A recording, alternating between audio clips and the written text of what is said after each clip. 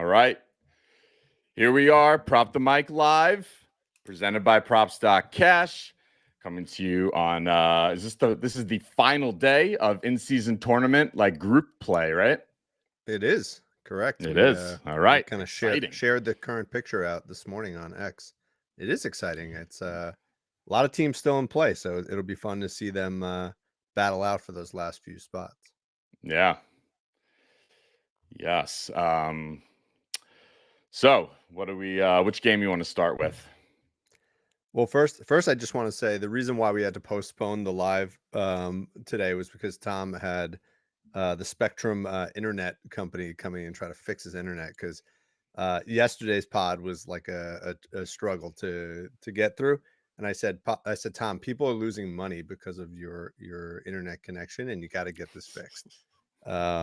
So Tom took care of that right away. So Hopefully we're fixed. hopefully we're fixed. If it's not fixed today, then I'll be taking applications for Tom's replacement for PTM. Bye. All right, let's go. 8 games today. Yeah, let me just before we dive into the games, let me just recap kind of what we put out on X. So in-season tournament update. Basically, there's 2 teams that have locked position for the knockout stage, which is next week. Pacers are already in on the East, and Lakers are already in the West. So that leaves basically 3 teams in the East and 3 teams in the West to make it. 12 teams have been eliminated already. The obvious ones like Washington, Detroit, they're out. And then you got ones that were surprising. I actually had a futures play on Denver to win it all, so they're out. But between Jokic and Murray and all this stuff, not totally surprised. But Denver's out, Dallas is out, Clippers are out, OKC's out. So those are 4 good teams that are out. That basically leaves 16 teams that are left going for the remaining 6 spots. 11 of them are playing tonight. The other 5 have already completed all their games. It's going to be wild tonight. I'm excited. It's going to be fun. Yeah, get some a little playoff feel in late November. Very cool. Yeah, and it's not just about winning too. There's going to be some ties, and I believe, if I'm correct, the determination as to who moves on for the wild card spots is based on points. So you got teams like the Celtics, who are second in their group behind Orlando, who actually need not only to win, but they need to win big. So look for them to pummel the Bulls tonight. We'll get to that game in a second. Yeah, this is like an element, an aspect of NBA basketball that we've never experienced before. It's like your aggregate goals, right? In soccer, yeah. stuff, right? So very interesting. I'm wondering if the coaches are going to be into this or thinking about it. I guess they are. It's their job, right? So yeah, a new element to consider tonight. Yeah.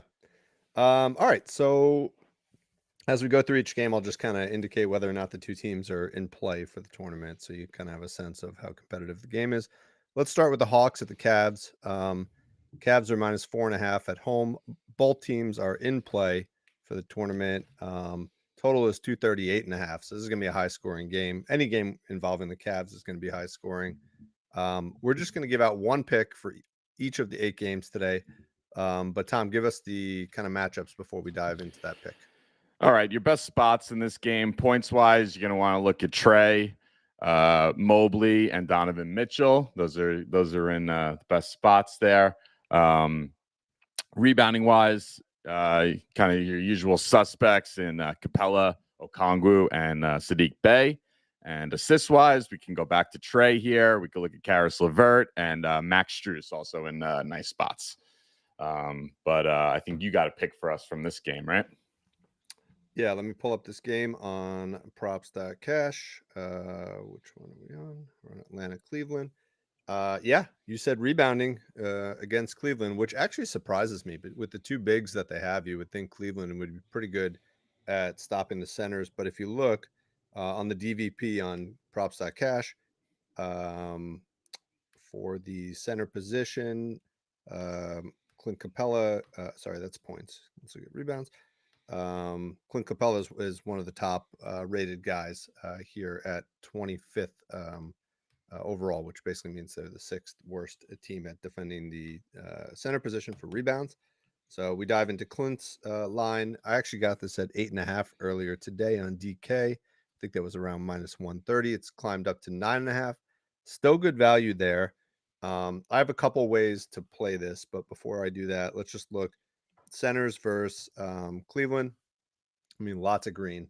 Pirtle 13, AD 13, Embiid had 13, even Orlando Robinson. I don't even know who that is. He had 9. Jokic was probably the one that missed, but still put up 10. So Clint's elite rebounder. I think he's in a great spot. I think Okonwu, like you said, is probably also in a good spot for this game. So we'll go Clint Capella, 8.5 rebounds. If you're forced to play it up to 9.5 because of the line, another way to play it would actually be to go on the RA, which is actually 9.5 at minus 115. If you look, Capella's had an assist pretty much in almost every game in the last 8 games. So I think that's another way you could play this.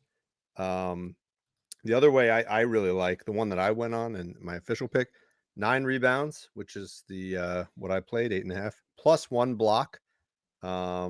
Gives you plus 124. So if you look at his blocks, he's almost a block guarantee every game. And if you look at him versus Cleveland, these were all last season, but he had 2, 3, and the last one he had 0.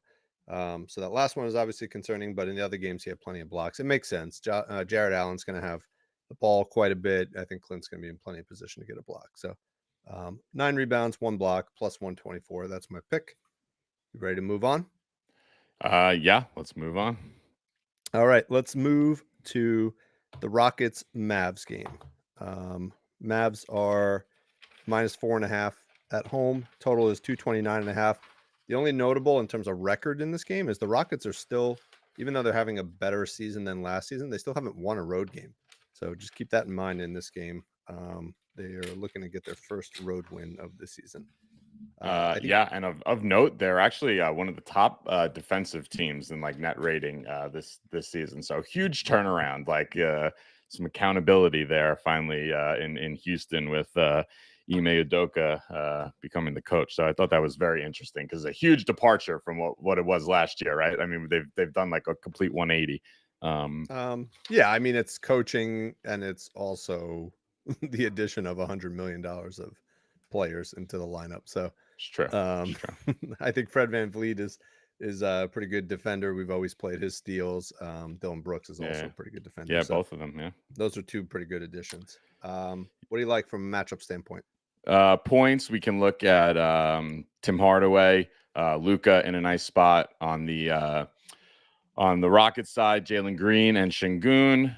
Rebounds, really, Luka was the only one that was popping out in the model. And assists, Şengün, FVV, you just mentioned, and Kyrie actually in a decent spot for assists here. So I actually already gave out the play last night on X for this game. Loving Şengün's points and assists. It's been up on X for a while now, so you can read it. The guy's just really evolved his game this season. Look at that.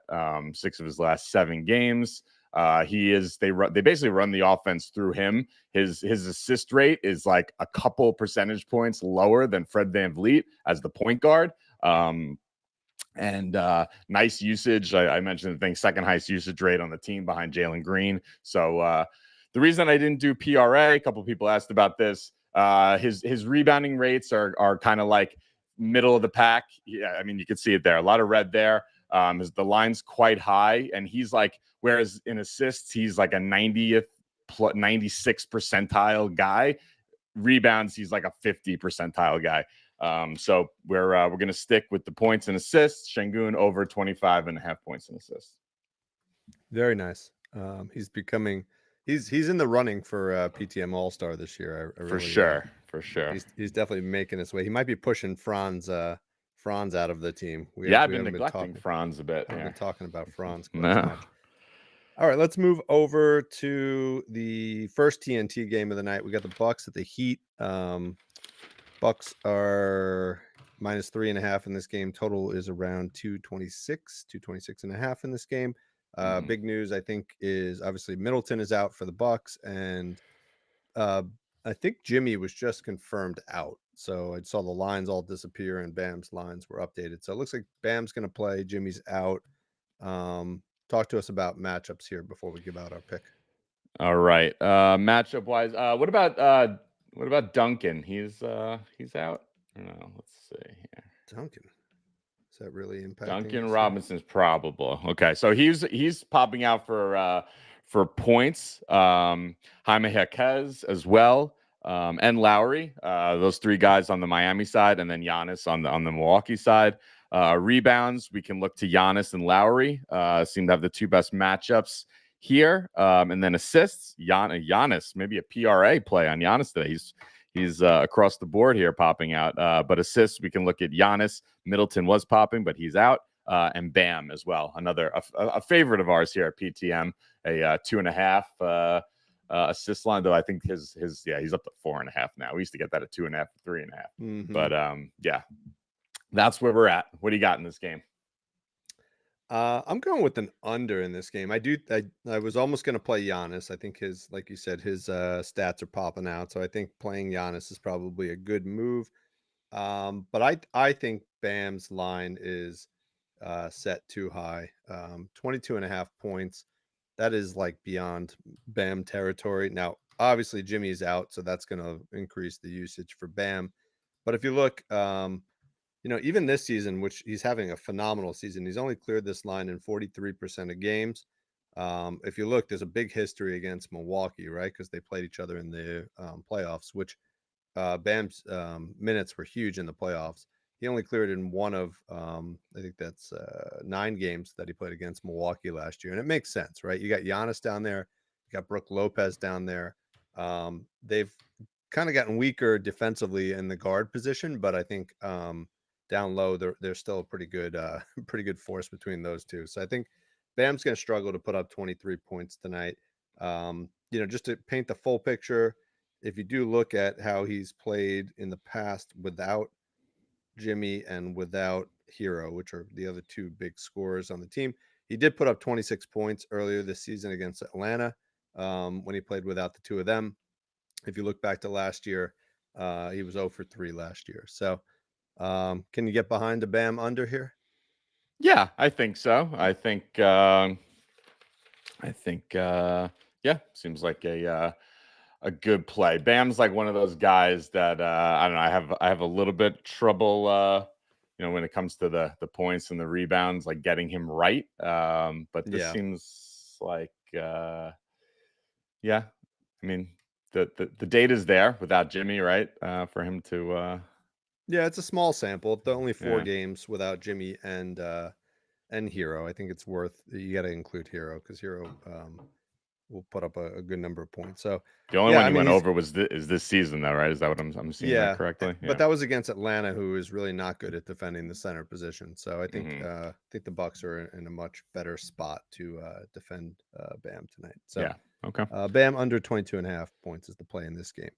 All right. While we're on this game, we have a question from someone on YouTube here. Sean Deere said, sorry for joining late. I might have missed it, but with Jimmy announced out, do we still think Heat first quarter team total is a 5-star play? This is your wheelhouse, Dave. Ooh, that's a good question. I locked it in earlier today, so my financial viewpoint on this is I hope so. I personally would pass on this one today, just because I think without Jimmy in the lineup, it's hard to really use the historical data. So good question. I appreciate that. We'll get back up on that original post, kind of update that for everybody. And we'll dive into the other, the other 15 teams that are playing today and see if we can find another play for first quarter. I'm glad to hear people are loving those those views that we're putting out there. So pass on that one today. We'll try to find another play for you to go after. All right. Sounds good. Thank you. All right, cool. Let's move to the Thunder T-Wolves. Thunder are at the T-Wolves. T-Wolves are -3.5. Going back to the in-season tournament, Thunder are out. T-Wolves are very much in. So T-Wolves or look to win this game today. Try to lock up that position in the next round. T-Wolves -3.5, totals 228.5. What do you like in terms of matchups here? All right. Was this a play-in game from last year? Did they play? Why do I feel like these teams played in the playoffs? You want to look that up real quick? I'll give out these matchups here. Points wise, I think they're popping out in the model too. I think Ant and SGA. I think this is for them. They're both sticking out in the model here. And then SGA is really the only guy on the OKC side. But you can also add Cat and Naz Reid as in some really nice spots here against OKC, which makes sense. I think some of these big men can give OKC some trouble. Rebounding wise, Anthony Edwards, Gobert's in a nice spot, SGA's in a nice spot, and Josh Giddey also sticking out in the model here. Assist wise, we could look at Nickeil Alexander-Walker and Mike Conley, both in nice spots. Kyle Anderson, although I don't know if you see any lines on him, and Josh Giddey as well. So I think, I was looking at this last night. I think for this game, probably like Anthony Edwards 25 points and SGA 30 points put together is probably a very nice SGP for this game. But I think I'm going to go with Josh Giddey. Guys, a little bit of stuff going on in his life here. Maybe he's looking to show some people that he belongs and not get rid of him. I like his RA, 10.5 RA. Okay. Let me just pull up. Sorry, I just clicked over to this game. Yeah, over the last year and a half, he played Minnesota 5 times, one of which was the play-in game. And I mean, he absolutely crushed in some of these 15. Yeah, that's 19, why I 19. love those 19 19 RA games for. Let's see if SGA played in all of those. SGA played in 3 of them. 4 of the 5. So one of the unders he didn't play. That's nice. Yeah, that seems to be a pretty good spot. You're bold for playing Giddey. Everybody's staying away from Giddey these days. So we'll stick behind my man. Well, I don't know about that, but but anyway, so what else did you like on this play? No, that was really it. I love the those 2 19s, like just explosive output in 3 of these games against Minnesota. And then I think he's kind of he got off to a nice start at the beginning of the season. If you just look at his 2023. Yeah, that's what's up here. He put 12 and 12 to start the season, but he's kind of up and down. So it's hard to read. His minutes are part of the problem, right? In the last 4 games, he's played under 25 minutes in 2 of those games. So I think if we filter up to kind of what he was getting, 28 minutes, you get a much better hit rate. So yeah, I think that's nice. I think maybe even breaking this up into like a parlay, trying to do like 5 rebounds and like 5 assists or something like that. Maybe another way of bringing the line down and maybe getting better odds. So yeah. All right. So Giddey 10.5 RA is your play. Yes. All right. Very good. I think this is going to be one of the better games tonight. That one's going to be a lot of fun. Yeah.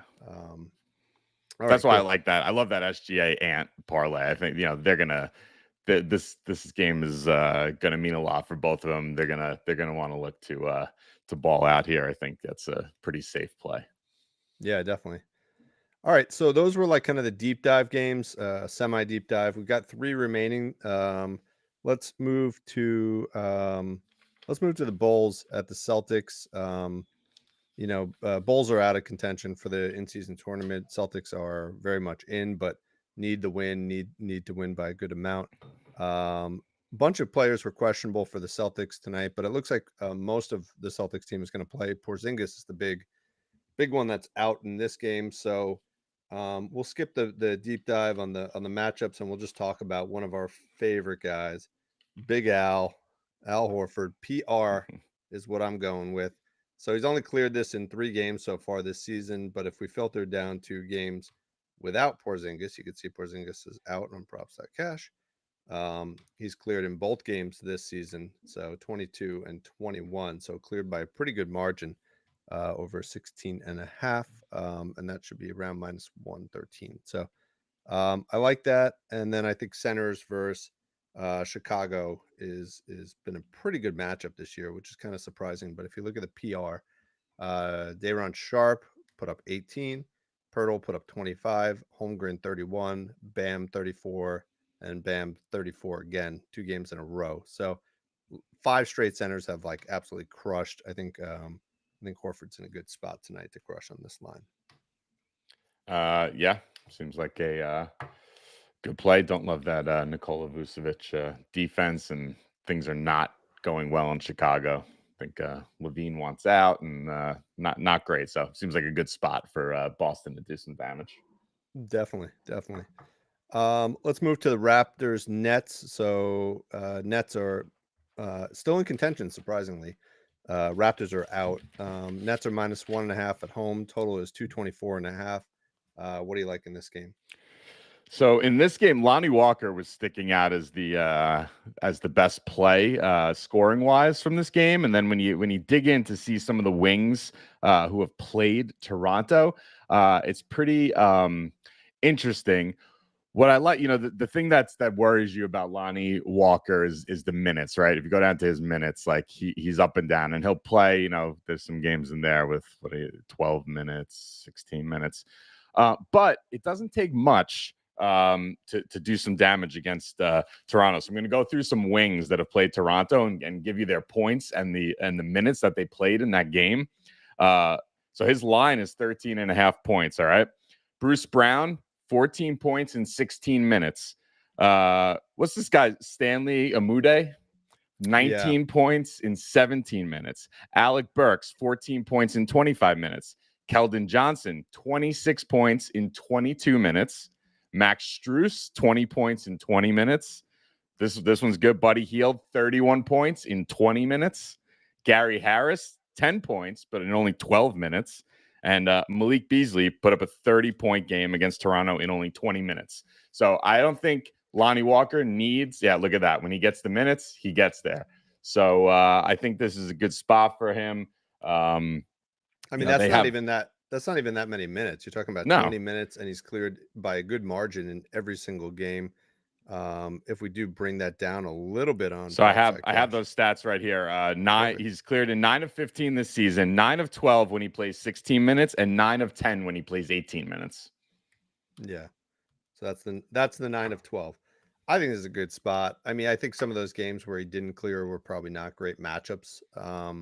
And he's coming off a 25-minute game, so I don't see why not. And I think the Nets should be getting him in the lineup more, because he seems to be a really good stable part of the lineup. So let's go with Lonnie. You said there were certain players that we never get right, and Lonnie is one that we never get wrong. So let's keep with Lonnie. All right.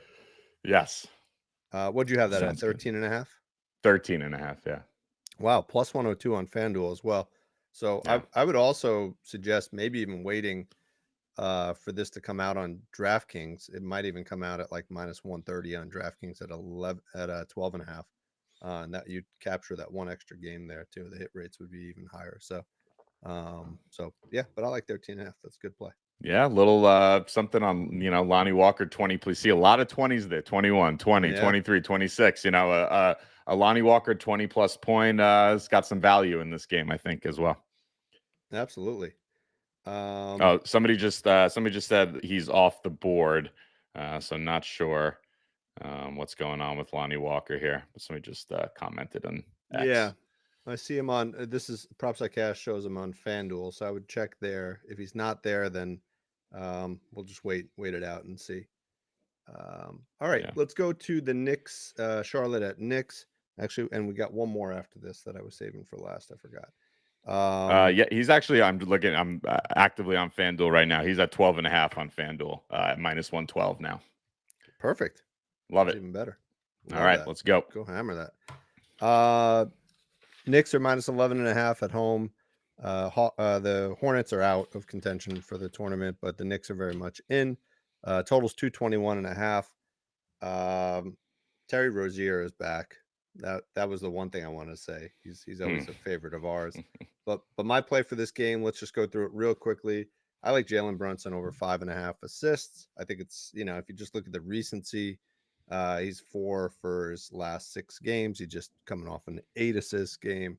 A lot of good data points too against Charlotte. They've played against Charlotte now twice this season. I think, the 12th and the 18th, he had 7 assists in that one. I don't know why he was down so low in that one. I will say, Terry being back in the lineup does strengthen the defensive position for Charlotte. So that might be part of the factor. But if you go back to last season, 11 and 13 assists against Charlotte. So he's got a good history of crossing this. And let's just take a quick look at point guards. 3 straight point guards clearing their lines. I think Cole Anthony and Tyus Jones are probably pretty good comps. Their lines were set right around the same spot as Brunson. So going with Brunson, 5.5 assists, minus 102. Nice. Love it. Would also just like to call out point guards that score in the paint have just been crushing the Knicks, and LaMelo's already done it twice this season. So I think LaMelo is also a phenomenal play in this game. Yeah, he's I don't see him on the board. I know he was questionable he's out. to play. So Okay. So again, if LaMelo's out, that probably leads even more to a Terry play. Sorry. He is out. Sorry. He's out. Yeah. All right, so let's wrap it up. We got the late night TNT game, Warriors at Kings. Kings are minus 1.5 at home. Nice high total, 237.5. This is actually the third meeting of these teams this year. What do you like from a matchup standpoint in this one? I like we have points wise, we can look at Sabonis, Fox, and Steph. Rebounds, Looney, Sabonis, and Kevin Huerter in nice spots. And then assists, we can look at Draymond and Looney. Those are all the best spots in this game. Yeah, nice. We'll start with what you said. Fox and Steph, put them together for 25 points each.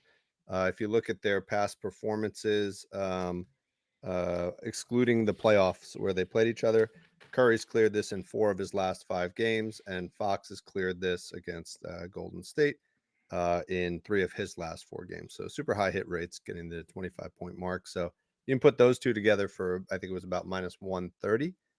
That's one direction you can go. The other that I liked the most was, you just mentioned him as well, Sabonis. His points are pretty good. If you look at him versus Golden State, he's cleared in 2 of 3 this season. Again, let's just look at the regular season. Kind of gets that 19-point mark. So I liked padding on the assists, which he's done pretty well against Golden State, especially this year, and combining it into a PA play. I had this for 20. I had it for 25.5 actually earlier, and he cleared in all 3. This has come up to 26.5. So I would chop around, see if you can still get it somewhere for 25.5, or even buy it down a little bit because it's minus 104 at 26.5. But I think that's nice. Or if you can't get it for 25.5, put together some sort of same game parlay of points and assists. But I think he's in a good spot for both of these categories.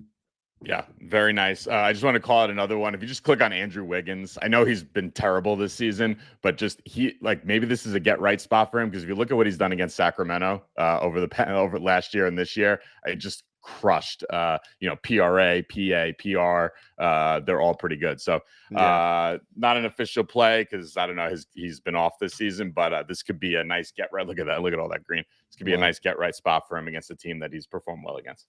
Yeah, I mean, his line is super low now, right? Yeah. Wiggins, we used to be playing at 15.5, 16.5, down to 11.5. I think Draymond's back for this game too, so I'm not sure what impact that has on Wiggins, but it's probably a good spot for Wiggins to bounce back as well. Yeah.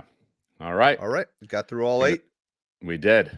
Nice work. All right. We'll get a couple of these up on X. Thank you all for joining us. Fun as always. And enjoy the last night of group play in the in-season tournament. Let's make some money.